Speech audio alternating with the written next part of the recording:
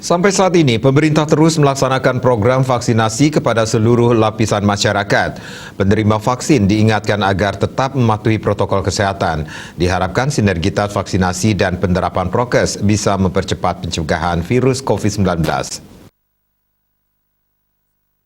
Dilakukan pemerintah guna membasmi virus COVID-19, salah satunya melalui program vaksinasi.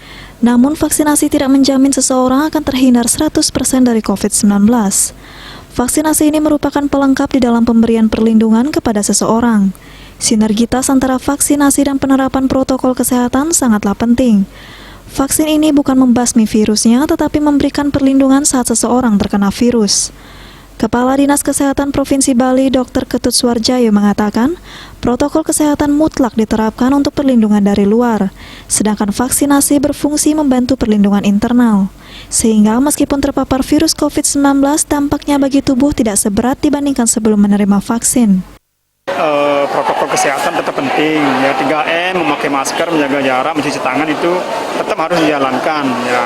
Dan vaksinasi ini tentu sebagai upaya untuk meningkatkan imun, sehingga kita dengan menjalankan keduanya, asumkada kita akan terhindar dari virus COVID. Ditambahkannya masyarakat agar tidak dimakan isu yang tidak benar tentang vaksinasi, karena semua yang dilakukan pemerintah untuk kebaikan masyarakat. Dengan kerjasama dan gotong royong yang baik, diharapkan pandemi COVID-19 bisa segera diatasi. Putu Ratna, Bali TV.